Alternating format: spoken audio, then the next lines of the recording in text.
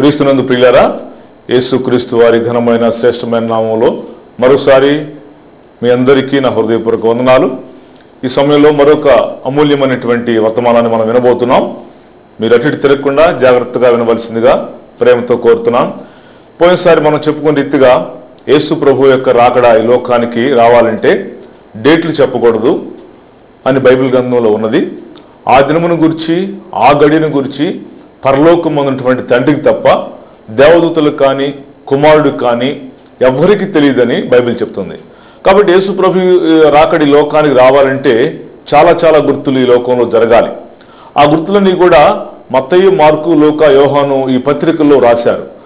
అదే రీతిగా ఎక్కువ ఎక్కడ రాశారంటే మత్తయి సువార్త 24వ అధ్యాయంలో యేసు ప్రభు వారే తన నోటితో స్వయంగా వారే చెప్పారు.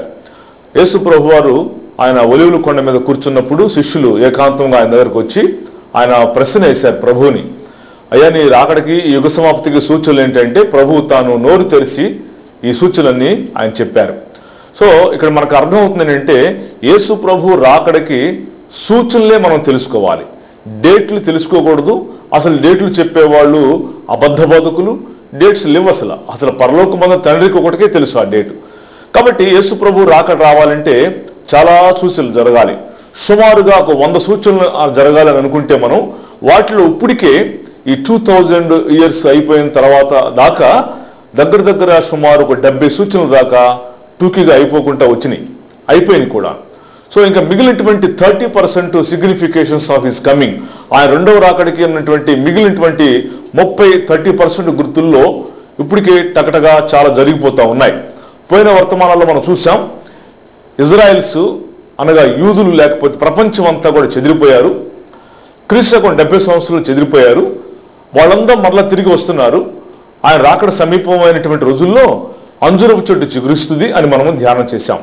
నిజంగా అంజూరపు చెట్టు చిగురించింది. మరి క్రీస్తుకు 70 సంవత్సరంలో యెరూషలేం మధ్య టైటస్ పడేసి ఆ యూదులందరినీ ప్రపంచ దేశాలకు చెదరగొట్టేశాడు. అనగా అంజూరపు చెట్టు ఎండిపోయింది. యేసు ప్రభు కూడా ఆయన పొలంలో వెళుతున్నప్పుడు అంజూరపు చెట్టుని శపించాడు, ఎండిపోయింది.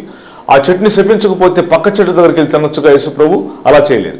దాన్ని ఎందుకు శపించాడంటే ఇదిగో ఒకానొక రోజున ఇజ్రాయెల్ దేశం అనగా అంజూరపు చెట్టు ఇలా ఎండిపోయిందని చూపించాడు. కాబట్టి అది ఖచ్చితంగా యేసుక్రీస్తు ప్రభు వారిని యూదులే సిలువేసి చంపబట్టి క్రీస్తుకు 70 సంవత్సరాల టైటస్ వచ్చి యెరూషలేం మధ్యన పడేసి తగలపెట్టేసి యూదులందరినీ కూడా మరి ఊచకోత కోసినప్పుడు వాళ్ళ రక్తం యేసు ప్రభు ఎక్కడైతే సిలువ మోసుకుంటూ వెళ్ళాడో అదే దారిలో ఏర్లుగా ప్రవహించుకుంటూ వెళ్ళింది యూదుల రక్తం. చావుగా బతికినటువంటి వాళ్ళు ప్రపంచ దేశాలకు చెదిరిపోయి 2000 లాంగ్ ఇయర్స్ 2000 సంవత్సరాలు ప్రపంచంలో అక్కడక్కడ సెటిల్ అయ్యి ప్రపంచాన్ని వెలిగించారని మనం చూసాం. సో వాళ్ళు ఎలా వెలిగించారంటే కిందనటువంటి గుండుసు దగ్గర నుంచి ఆకాశంలో ఎగిరే విమానం దాకా ప్రతి వస్తువు వాళ్లే కనుక్కున్నారు. ప్రపంచంలో యూదుల యొక్క జనాభా పర్సంటేజీ 0.03%. సో 0.03% ఉన్నటువంటి వాళ్ళకి ప్రపంచంలో ఒక టాప్ బహుమతి ఒకటి ఉంది. దాన్ని నోబెల్ ప్రైజ్ అంటారు. నోబెల్ బహుమతి, నోబెల్ ప్రైజ్. అది పెద్ద పెద్ద మేధావులకే ఇస్తారు. సో ఈ 0.03% ఉన్నటువంటి యూదులకి 50% నోబెల్ బహుమతులు వాళ్ళకే వచ్చినాయి.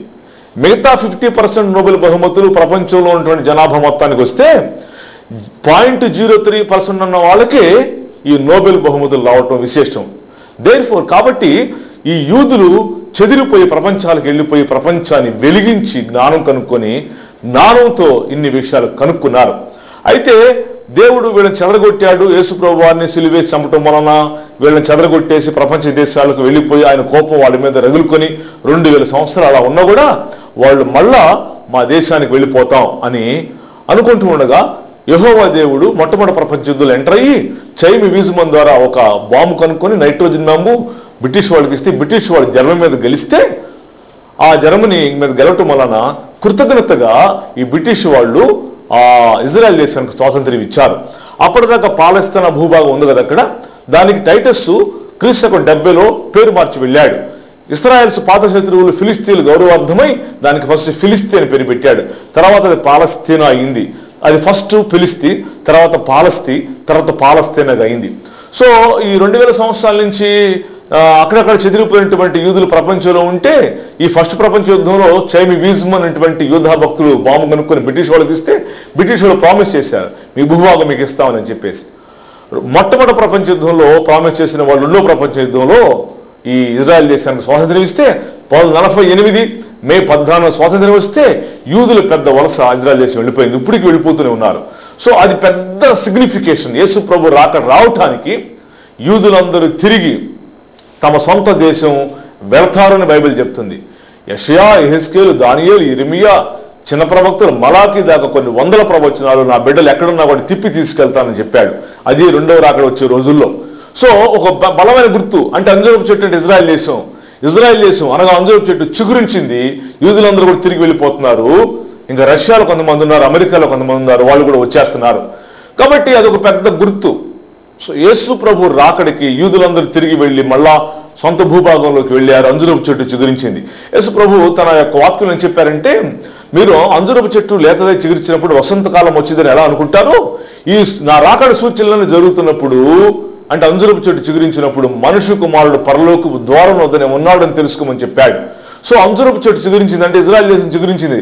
1948 మే 14 స్వాతంత్రం వచ్చింది, చిగురించింది. కాబట్టి యేసు ప్రభు పరలోకపు ద్వారం దగ్గర ఈ లోకానికి రావడానికి ఆయన సంసిద్ధంగా ఉన్నాడని తెలుసుకోవాలి. అదొక సూచన. అయితే ఈ రోజు నేను చెప్పేటువంటి ఇంకో బలమైన సూచన ఏంటంటే, యేసు ప్రభు రాకడికి గుర్తులు 70 అయిపోయినాయి, మిగిలిన గుర్తులు టూకీగా అవుతున్నాయి. ఈ మిగిలినటువంటి 30% గుర్తులే చాలా ఇంపార్టెంట్ గుర్తులు. ఈ గుర్తులు యేసు ప్రభు వచ్చే ముందు జరిగే గుర్తులు అన్నమాట. సో ఇంకొక బలమైన గుర్తు ఈరోజు నేను చెప్పబోతున్నాను. అదేంటంటే యెరూషలేము మందిరం చాలా ఇంపార్టెంట్. సో యెరూషలేము మందిరం ఎంత ఇంపార్టెంట్ ఇప్పుడు మనం చూడబోతున్నాం. అది కూడా యేసు ప్రభు రాకడికి ఒక బలమైన గుర్తే. కాబట్టి ప్రియులారా, నా మాటలు వింటున్నటువంటి దేవుని బిడ్డలు చాలా జాగ్రత్తగా కూర్చొని ఆలోచించాలి. మీరు నేను చెప్పేటువంటి జనరల్ మెసేజ్లు కాదు ఇవి, యేసు ప్రభు రాకడ సన్నివేశాలు. సో ఈ ప్రపంచమే యేసు ప్రభు రాకడతో గతించిపోతుంటే తర్వాత మనం బతికుంటామా? ఉండం కదా. సో అసలైన విషయాలు తెలుసుకోవాలి, వాస్తవాలు తెలుసుకోవాలి. అసలైనది సిసలైనది నగ్న సత్యం ఏంటంటే, ఈ భూభాగమే ఒక రోజున లేకపోతున్న రోజులు రాబోతుంటే ఇక నీవు నేను ఉంటామా? పెళ్లి చేసుకోవటానికి, ఇల్లు కట్టుకోవటానికి, బతకటానికి, తినటానికి, ఉండటానికి అసలు ఈ భూభాగమే లేదు కదా. ఈ భూభాగం ఎందుకు లేకపోతుంది? యేసు ప్రభు రాకడ వస్తుంది కాబట్టి. యేసు ప్రభు రాకడలో ఈ భూమి ఉండదు, ఇంకా కొత్త ఆకాశం కొత్త భూమి యేసు ప్రభు ఏర్పాటు చేయబోతున్నాడు. కాబట్టి అలాంటి గొప్ప ఒక నగ్న సత్యాన్ని తెలుసుకోవాలి కదా. తిండి తిప్పలు ఉంటాం, జీవిస్తాం, జాబులు చేసుకుంటాం, ఇల్లు కట్టుకుంటున్నాం, ఇవన్నీ జనరల్గా అందరూ చేసుకునేది. ప్రియులారా, ఈ భూభాగానికి తీర్పు తీర్చడానికి యేసు ప్రభు రాబోతున్నాడు. ఆ రోజుల్లో అలాగే చెప్పారండి. నోవహు జలప్రళయం వచ్చేటప్పుడు ఈ ముసలాయన ఓడ చేస్తున్నాడు అని ఎగతాళి చేశారు. టక్కమంట జలప్రళయం వచ్చేసింది, అంతా తన పని తాను కాని చేసుకుంది. ఇప్పుడు కూడా యేసు ప్రభు రాకడ వస్తుంది అని గుర్తులు వస్తున్నాడు ఆయన. ఇలా సంసారాలు జరుగుతూనే ఉంటాయి, ఇల్లు కట్టుకుంటూనే ఉంటారు, పెళ్లి చేసుకుంటూనే ఉంటారు. ఈ భూ ప్రపంచంలో యథావిధిగా అన్ని పరిణామాలు జరుగుతూనే ఉంటాయి. టక్కమంట వస్తాడు ఆయన. అది చెప్తున్నాం ఇప్పుడు మేము మీకు. సో మిగిలినటువంటి 30 గుర్తులు సంచలనాత్మకమైన బ్యూటిఫుల్ సిగ్నిఫికేషన్స్, ఆయన రాకడకి బలమైన గుర్తులు పోయిన వారాల్లో మనం ధ్యానం చేశాం. ఈరోజు అంశము యెరూషలేము మందిరం కూడా ఒక బలమైన గుర్తే. ఏమిటి అసలు యెరూషలేము మందిరం? మనం చూస్తే, యెరూషలేమా నిన్ను ప్రేమించువారు వర్ధిల్లుదురు. 137వ కీర్తన 5వ వచనంలో ఏం చెప్తున్నా అంటే, యెరూషలేమా నేను నిన్ను మరచినడలా నా కుడి చేయి తన నేర్పును మరచునుగా అంటున్నాడు. సో ఈ 2 వచనాలు వెరీ ఇంపార్టెంట్. అంటే యెరూషలేముని ప్రేమించడం అంత ఇంపార్టెన్స్ ఇచ్చాడు దేవుడు. సో ఈ యెరూషలేము ఎలాంటి ప్రాంతం అంటే, ఈ ప్రాంతం వెరీ ఇంపార్టెంట్ ప్లేస్. ఈ ప్లేస్కి 3 గుర్తులు ఉన్నాయి. నెంబర్ 1, ఆనాడు అబ్రహాముని దేవుడు ఇస్సాకుని నీ కొడుకుని తీసుకొని బలిమని చెప్పాడే. అబ్రహాం ఉన్న ప్లేస్లో చాలా కొండలు ఉన్నాయి, అక్కడ ఇవ్వచ్చుగా? లేదు, మోరియా పర్వతం దగ్గరికి తీసుకొచ్చి బలిమని చెప్పాడు. అందుకొరకు అబ్రహాం వచ్చి బలి ఇవ్వబోతుండగా ఆ ప్లేసులో కట్టెలు పెట్టాడు, అన్నీ పెట్టాడు. అప్పుడు కుమారుడు ఇస్సాకుని పడుకోబెట్టాడు కదా. కత్తి ఎత్తినప్పుడు కత్తి ఎత్తబోయే ముందు ఈ ఇస్సాకు తన తండ్రిని ప్రశ్న వేస్తాడు. సో ఆ ప్రశ్న ఏంటంటే, అన్నీ ఉన్నాయి తండ్రి, బలి పశువేదంటే బలికి యెహోవా ఈరే అంటాడు. యెహోవా ఈరే అంటే యెహోవా చూసుకుంటాడు. సో ఈ ప్లేస్ ఏం ప్లేస్ అంటే యెహోవా ఈరే అని చెప్పాడు కదా. అప్పుడు ఆకాశం నుంచి దూత వచ్చింది, నీ కుమారుడిని ఏం చేయబాక, నువ్వు పరీక్షలో నెగ్గావంటే అప్పుడు అబ్రహాము తన కుమారుని తీసుకుని వెళ్ళిపోతూ అక్కడ ఒక పేరు పెట్టొస్తాడు. ఆ కొండ కింద దిగువన వెళ్ళిపోతూ ఒక రాజు ఉన్నాడు అక్కడ, ఆయన పేరు షాలేము రాజు. అక్కడేమో యెహోవా ఈరే అన్నాడు కదా. ఈరే కిందన్న రాజు పేరు, కొండ కింద ఉన్నటువంటి రాజు పేరు షాలేము రాజు. ఈరే ప్లస్ షాలేము, యెరూషలేము అని పేరు పెట్టి అబ్రహాం వచ్చేస్తాడు. అప్పటి నుంచి అక్కడ యెరూషలేము అని పేరు వచ్చింది. యెరూషలేము అనే పేరు ఎలా వచ్చింది చాలా మంది తెలియదండి. మళ్ళీ చెప్తున్నాను, కత్తి ఎత్తినప్పుడు యెహోవా ఈరే అంటాడు కదా. ఇస్సాకు అడిగిన ప్రశ్నకు యెహోవా ఈరే, బలి పశువేది అంటే ఆయన చూసుకుంటాడు అని చెప్పాడు కదా ఇస్సాకు. యెహోవా ఈరే అన్నాడు. అక్కడ ఈరే అనే పాయింట్ తీసుకున్నాడు. కింద ఉన్నటువంటి రాజు పేరు షాలేము రాజు. ఆ రాజుకి అబ్రహాము దిగి వెళ్ళిపోతూ, కొడుకుని తీసుకుని వెళ్ళిపోతూ దుస్తులు గిఫ్ట్లు ఇచ్చేసి వెళ్ళిపోతున్నాడు అబ్రహాము ఆ షాలేము రాజుకి. సో ఆయన షాలేము రాజు పేరు మీద, అక్కడ ఈరే పేరు మీద ఈరే ప్లస్ షాలేము యెరూషలేము అని పేరు పెట్టి వెళ్ళిపోయాడు. అది మెయిన్ స్పాట్. సో ఇదే స్పాట్లో అక్కడ దావీదు ఒక రోజున ఇశ్రాయేలీయులను లెక్క వేయొద్దని దేవుడు చెప్తే దావీదు లెక్కేస్తాడు. ఎక్కడ గర్వం వచ్చిందో దావీదుకి, ఇంతమంది నాకు ఇజ్రాయెల్స్ ఉన్నారు అని ఎక్కడ గర్వపోతాడో లెక్కయ్యబాక దావీదు అంటే, దావీదు దేవుడు మాట ధిక్కరించి ఇజ్రాయెల్స్ లెక్కేస్తుంది. ఆకాశం నుంచి దూత వచ్చి ఖడ్గాలు పట్టుకొని అందరిని చంపేస్తుంది. అప్పుడు దావీదు గారు కబురిలింది, అయ్యగారు నువ్వు లెక్కేయద్దని లెక్కేసావు, దూత వచ్చి అందరూ చంపేసి పలానా కళ్ళములు ఆగింది, నువ్వు బయటికి రా అంటే దావీదు బయటకు వచ్చి అక్కడ బలిపీఠం కడతాడు. అప్పుడు యెహోవా దూత పైకి వెళ్ళిపోతుంది. ఆ కళ్ళము పేరు అరౌనా కళ్ళం అని బైబిల్ తెలియచేస్తుంది. అరౌనా కళ్ళాన్ని దావీదు 50 తులాల వెండి కొన్నాడు. అదే ప్లేసు ఆనాడు ఇస్సాకుని అబ్రహాము బలి ఇవ్వబోయినటువంటి మోరియా పర్వతం ప్లేసు. ఇక్కడ దావీదుకు బలిపీఠం కట్టాడు యెహోవా దూత అందరూ చంపుతుంటే. ఆ ప్లేస్ పేరు అరౌనా కళ్ళము. ఆ ప్రాంతాన్ని 50 తులాల వెండి కొన్నాడని బైబిల్ చెప్తుంది దావీదు గారు. ఆ తర్వాత దేవాలయ పర్వతాన్ని, ఆ యొక్క టవర్, ఆ దేవాలయ పర్వతాన్ని 600 తులాల బంగారానికి దావీదు కొన్నాడని బైబిల్లో మనం చూస్తున్నాం. సో దావీదు బలిపీఠం కట్టి కొన్న ఈ అరౌనా కళ్ళము, బలిపీఠం కట్టి ప్లేసు, ఆనాడు అబ్రహాము ఇస్సాకుని బలి ఇచ్చినటువంటి మోరియా పర్వతము, ఈ రెండు ఒకటే. ఇదే ప్లేసులో దావీదు చనిపోయే ముందు సొలొమోను చెప్పాడు, అయ్యా ఇక్కడే యెరూషలేము మందిరం కట్టు, నేను నా చేతులు రక్తం చిందించి వద్దని చెప్పాడు, నువ్వు కట్టని చెప్తే అదే స్పాట్లో సొలొమోను మందిరం కడతాడు. ఆ మందిరం కట్టినటువంటి దాన్ని వెరీ వాల్యుబుల్ ప్లేస్ అది. మళ్ళీ చెప్తున్నా, అబ్రహాం ఇస్సాకును బలి ఇవ్వబోయిన ప్లేసు, దావీదు అరౌనా కళ్ళములో బలిపీఠం కట్టిన ప్లేసు, అదే ప్లేసులో సొలొమోను మందిరం కట్టిన ప్లేసు, ఈ మూడు ఒకటే. అది ప్రపంచానికి సెంటర్. సో ఈ దేవాలయాన్ని కట్టడానికి మరి ఎస్టిమేషన్ ఎలా ఉందో చూడండి. వెరీ బ్యూటిఫుల్ మందిరం. ఈ మందిరం యేసుప్రభు రాకడ సూచనని మీకు తెలియాలంటే దాని యొక్క పుట్టుపూర్వోత్తరాలు మీరు తెలుసుకోవాలని చెప్తున్నాను. సో ఈ మందిరంకి 1,53,600 మంది కూలీలు పనిచేశారట. 7 సంవత్సరాల టైం పట్టింది దీన్ని కడటానికి. రాళ్లు ఆ పక్క పర్వతాల్లోనే సేకరించారట. ఒక్కొక్క రాయి పొడవు 15 అడుగులు, వెడల్పు 7 అడుగులు, ఎత్తు 6 అడుగులు. ఈ మధ్య ఒక సంస్థ దీన్ని కౌంట్ చేశారు. ఆ సంస్థ పేరు ఏంటంటే ఇలినోయిస్ అనేటువంటి భవన నిర్మాణ సంస్థ. వాళ్ళు అసలు ఎంత కాస్ట్, ఇప్పుడు కాస్ట్ అయితే ఎంత ఉంటుందో ఆ యెరూషలేము మందిరం కాస్ట్ లెక్కేస్తే వారి అంచనాల ప్రకారం ఆ దేవాలయం కట్టడానికి వాడబడినటువంటి ఖర్చు, ఖరీదు బంగారం కాస్ట్ $34 మిలియన్ల ఖరీదంట. మొత్తం ఖర్చు $87 బిలియన్ అయిందంట. అంత వాల్యుబుల్ ఆ మందిరం. అందుగురించి ఆ రాయికి మధ్య బంగారం పెట్టి కట్టారు ఆ రోజుల్లో. సో ఈనాడు ప్రియులరా, ఆ మందిరము ఇప్పుడు లేదు. ఆ మందిరము 2 సార్లు పూర్తిగా పడవేయబడింది, ఒక్కసారి చెడగొట్టబడింది. సో ఆ మందిరము స్పాట్ ప్రపంచానికి సెంటర్ పాయింట్. మళ్ళీ చెప్తున్నా, అబ్రహాం ఇస్సాకుని బలి ఇవ్వబోయిన ప్లేసు, దావీదు అరౌనా కళ్ళములో బలిపీఠం కట్టిన ప్లేసు, సొలొమోను మందిరం కట్టిన ప్లేసు, ఆ మూడు ఒకటే. అందుగురించి ఇది ప్రపంచానికి సెంటర్ పాయింట్. ఈ ప్లేస్ దగ్గర రేపు 3వ ప్రపంచ యుద్ధం ముట్టుకోబోతుంది. అది ఎహెస్కేలు, యెషయా, దానియేలు గ్రంథాల్లో క్లియర్ గా ఉంది. 3వ ప్రపంచ యుద్ధం రాబోతున్నది ఉంది. ఈ మందిరం స్పాట్ దగ్గర రేపు 3వ ప్రపంచ యుద్ధం ముట్టుకుపోతుందని ప్రవక్తలు చెప్పడమే కాదు, బైబిల్లో కూడా ఉంది. యెషయా, ఎహెస్కేలు, దానియేలు, చిన్న ప్రవక్తలు మలాకి దాకా ఖచ్చితంగా ఆ స్పాట్ లోనే ఒక ప్రపంచ యుద్ధం జరగబోతుంది. అది ఎండింగ్ అవ్వచ్చు అని భక్తుల అభిప్రాయము. బైబిల్ కూడా రెఫరెన్స్లు మనం చూసుకోగలము ఆ బైబిల్లో. దేవుని చిత్తం అయితే దీని గురించి ఒక బుక్ రాశాను నేను. ఆ బుక్ మీరు తెప్పించుకొని దేవుని చిత్తం అయితే చదువుకోవచ్చు. అయితే ప్రియులరా, ఇప్పుడు అక్కడ ఈ మందిరం యొక్క వ్యవహారం ఏంటంటే, అబ్రహాము ఇస్సాకును బలి ఇవ్వబోయిన ప్లేసు, దావీదు బలిపీఠం కట్టిన ప్లేసు, సొలొమోను మందిరం కట్టిన ప్లేసు, 3 ఒకటి అని చెప్పాను కదా. ఈ ప్లేస్ ని ఆనాడు ఫస్ట్ సొలొమోను కట్టాడు. మందిరాన్ని బ్యూటిఫుల్ గా కట్టారు బంగారం పెట్టి. ఆ సొలొమోను కట్టిన మందిరాన్ని నెబుకద్నెజరు పడేశాడు. దాని రెండవసారి జెరుబ్బాబెలు నాయకత్వంలో ఎజ్రా, నెహెమ్యాలు కట్టారు. దాన్ని క్రీస్తు 70 సంవత్సరంలో టైటస్ పడేశాడు. దాన్ని తగలబెట్టేసేసాడు. ఆ మందిరం లేకుండా చేశాడు. మధ్యలో ఇంకోటి జరిగింది. అంతియోకస్ ఎపిఫనస్ అనేటువంటి ఆయన దాన్ని కొంచెం చెడగొట్టాడు. అప్పుడు దాన్ని రాజుగారైన హేరోదు గారు బాగు చేశాడు. ఆ బాగు చేసిన మందిరంలోనే యేసు ప్రభువారు ఆరాధన చేశాడు. మళ్ళీ చెప్తున్నా, ఫస్ట్ సొలొమోను కట్టాడు, నెబుకద్నెజరు పడేశాడు, ఎజ్రా నెహెమ్యాలు జెరుబ్బాబెల్ కత్తెలను కట్టారు.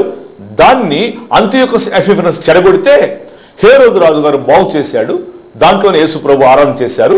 దాని రెండవసారి పూర్తిగా క్రీస్తు 70లో టైటస్ పడేసి తగలబెట్టేసి వెళ్ళిపోతే, ఆ వెళ్ళిపోతూ యూదులందరినీ చంపేసేస్తే చావుగా బతికిన ప్రపంచ దేశాలకు తరిమేసి ఆ టైటస్ దానికి పేరు మార్చి వెళ్ళాడు. అప్పుడే ఇజ్రాయెల్ దేశం ప్రపంచ మ్యాప్ మీద కొట్టివేయబడింది.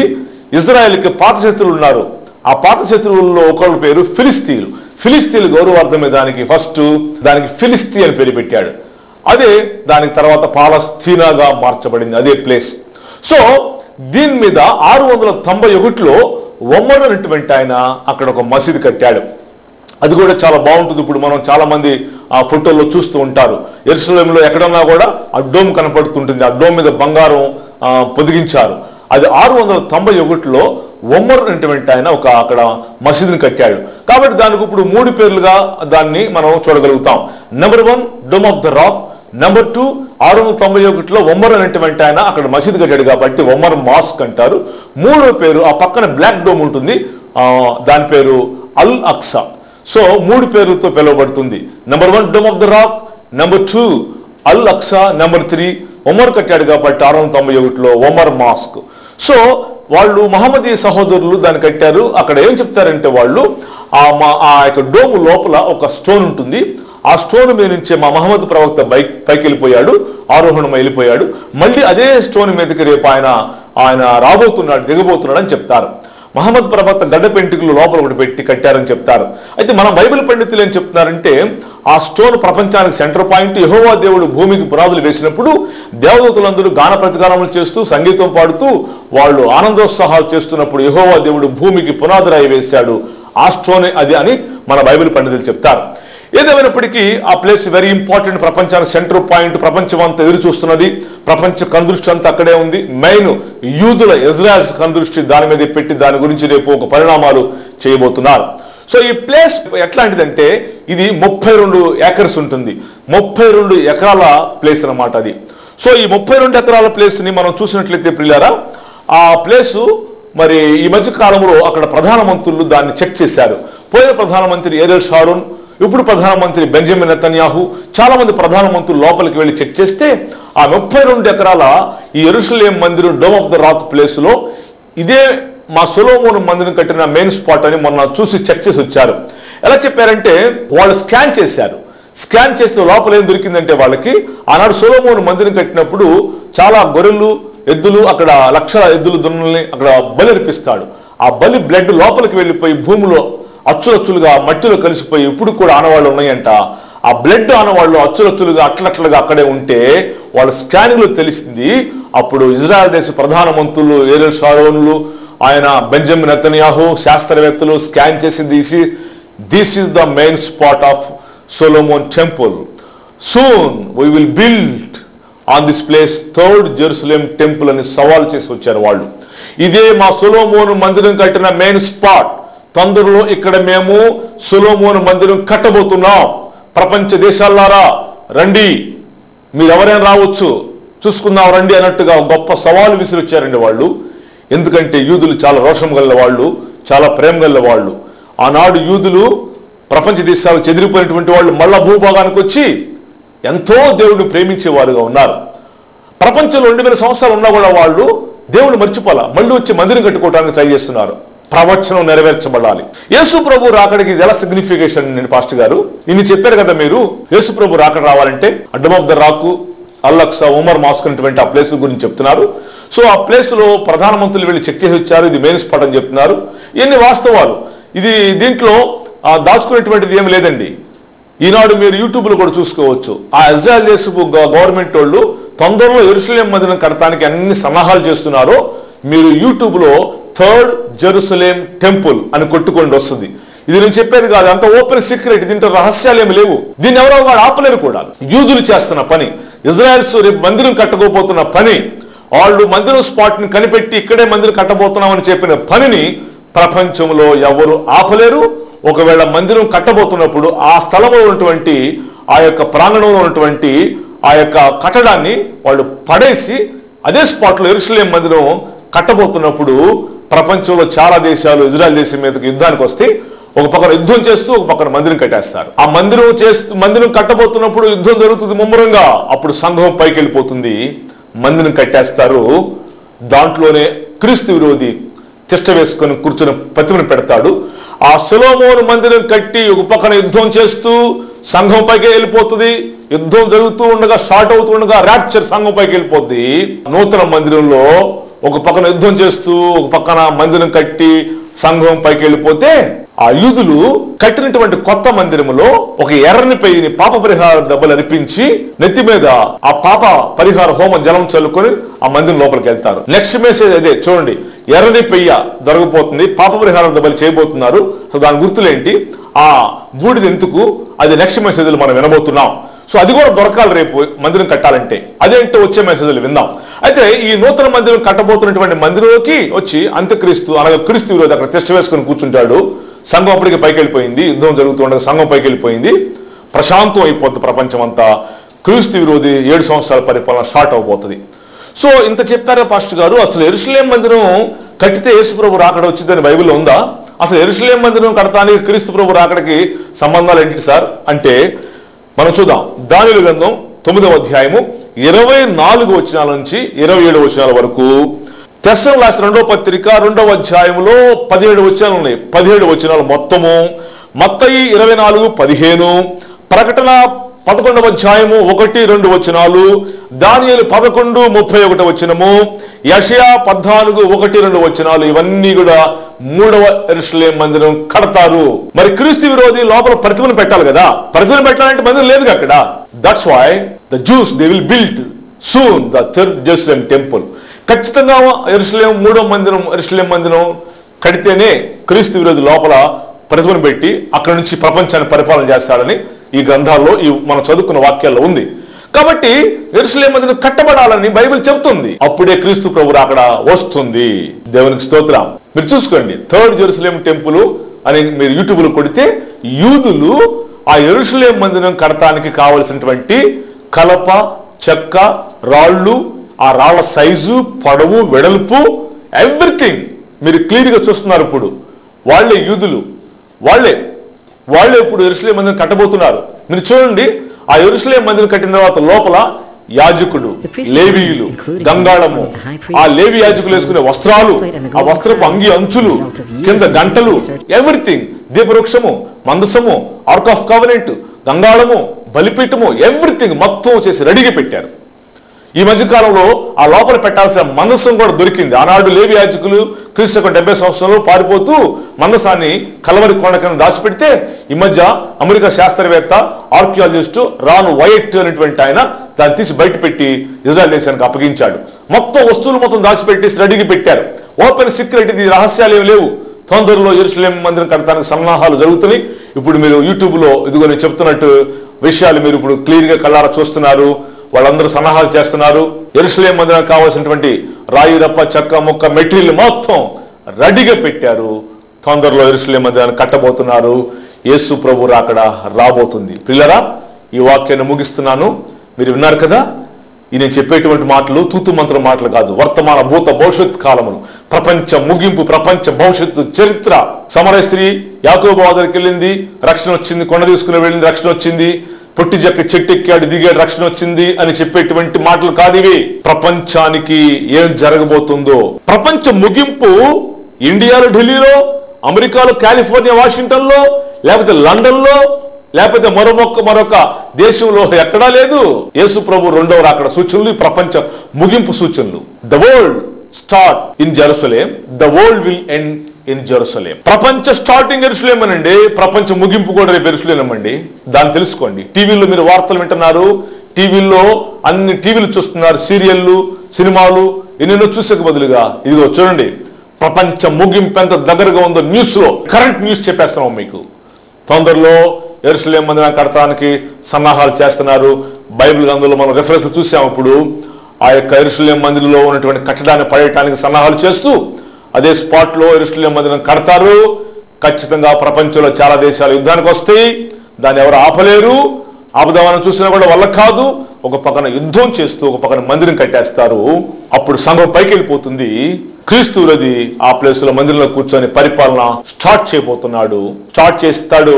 అప్పుడు అక్కడ లోపల ప్రతిమను పెడతాడు. అప్పుడు యూదులు తెలుసుకుంటారు. యూదులు, అరే మన మోషే ధర్మశాస్త్ర ప్రకారం ప్రతిమలు లేవు కదా, ఇతడేంటి ప్రతిమ పెట్టాడు, మనం ఇప్పుడు దాకా మనం నమ్మించాడు, మెస్సీ అన్నాడు, క్రీస్తుని అని చెప్పాడు, ఇతడు క్రీస్తు కాదురా అని యుద్ధానికి వెళ్తాడు. అప్పుడు ఆ క్రీస్తు విరోధి యూదుల్ని తరిమేస్తాడు, తరిమి కొడతాడు. వీళ్ళు వెళ్ళి యెహోషాపాతులలో దాక్కుంటారు. 7 సంవత్సరాలు మధ్యాకాశంలో మనకి విందైతే ప్రభుతో ఈ 7 సంవత్సరాలు భూమి మీద ఆ యెరూషలేము మందిరంలోనే కూర్చొని వాడు ప్రపంచాన్ని మొత్తాన్ని పరిపాలన చేస్తాడు. ప్రపంచాన్ని మొత్తాన్ని పరిపాలన చేయడానికి వాడి సన్నాహాలు అంతా రెడీగా ఉంది. ఇప్పుడు ప్రపంచం అంత ముందులాగా లేదండి. ఇప్పుడు టెక్నాలజీ పెరిగిపోయింది. ఈ వ్యవస్థ అంతా అదే, శాటిలైట్ వ్యవస్థ, ఇంటర్నెట్ వ్యవస్థ, ఐఎంఓలు, వాట్సాప్లు, గూగులీలు, కంప్యూటర్లు, ఇవన్నీ కూడా ఎవ్రీథింగ్ 666 ముద్రలు, chips, bio chips, micro chips, chemicals, ఇవన్నీ యేసుక్రీస్తు ప్రభు రాకడికి అంటే రేపు 7 సంవత్సరాలు క్రీస్తు విరోధి ఆడు కూర్చొని పరిపాలన చేయడానికి ఆనవాళ్లు గుర్తులు మొత్తం వచ్చేసినాయి. ఈనాడు కలెక్టర్ గారు జిల్లాను పరిపాలన చేయడానికి సతమతం అవుతున్నాడు. ఒక జిల్లాని పరిపాలన చేయడానికి సతమతం అవుతుంటే రేపు క్రీస్తు విరోధి యెరూషలేములో కూర్చొని ప్రపంచాన్ని మొత్తాన్ని మెయింటైన్ చేయాలంటే మరి ఇదిగో ఇవన్నీ ఈ వ్యవస్థ అంతా వాడికి ఉపయోగపడటానికి. కానీ పాస్టర్స్కి నేను చెప్పేది అంటే ఈ వ్యవస్థను మనం వాడుకొని యేసు ప్రభు సువార్తను ఇంకా విరివిగా సిగ్నిఫికేషన్స్ తో, వాస్తవ సత్యాలతో, నగ్న సత్యాలతో, ఏమండి సైన్స్ ప్రూఫ్లతో, ప్రవచనాల నెరవేర్పులతో, గుర్తులతో చెప్దాం, వాడుకుందాం. మనం కూడా ఇవన్నీ వాడుకుంటాడేమో 7 ఏళ్లలో మనకు సంబంధం లేదు, కానీ మనం వాడుకుని సువార్త పనిచేద్దాం. కాబట్టి వాక్యాన్ని ముగిస్తున్నాను. యెరూషలేము మందిరాన్ని తొందరలో కట్టబోతున్నారు. ఆ ప్లేస్లో 32 ఎకరాల ప్లేస్లో తొందరలో మందిరం కట్టిన వెంటనే క్రీస్తు ప్రభు రాకడ వస్తుందని బైబిల్లో దానియేలు, తెస్సలోనికీయులకు రాసిన పత్రిక, మత్తయి, ప్రకటన, దానియేలు, యెషయాలో మనం చూసాం. నువ్వు సిద్ధపడు, అనేకులను సిద్ధపరచు. వచ్చే వర్తమానంలో మనం రెడ్ హైఫర్, ఎర్రని పెయ్య, పాప పరిహార హోమ భస్మము, కలాల పాత్రలు అనేటువంటి మెసేజ్ని విందాం. ఈ పరిచర్య గురించి మీరు ప్రార్థన చేయండి. ఈ పరిచర్యకి ఆర్థికంగా సహాయం చేయాలనుకున్నట్లయితే ఈ పరిచర్యకి ఆర్థికంగా మీరు సహాయం చేయొచ్చు. టీవీ పరిచర్య చాలా భారభరితమైనది. మరి టీవీ పరిచర్యకి ఎంత ఖర్చు అవుతుందో మీరు నాతో నేరుగా మాట్లాడాలంటే ఈ స్క్రీన్ మీద కనపడుతున్నటువంటి ఫోన్ నెంబర్కి ఫోన్ చేసి తెలుసుకోవచ్చు. మీరు ప్రేరేపించమంటే దయచేసి ఈ పరిచర్యకి మీ వంతుగా మీరు సహాయం చేయొచ్చు.